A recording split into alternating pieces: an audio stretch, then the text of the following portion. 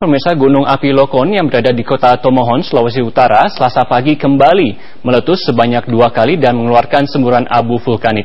Status Gunung Lokon masih pada level 3 atau siaga.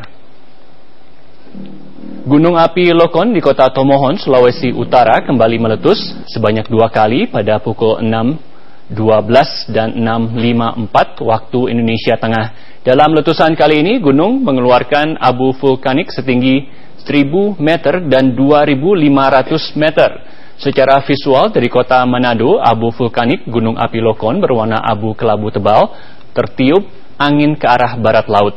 Kepala Pos Pemantau Gunung Api Lokon, Farid Bina, mengatakan setelah letusan kemarin pagi, aktivitas Gunung Lokon terus mengalami peningkatan.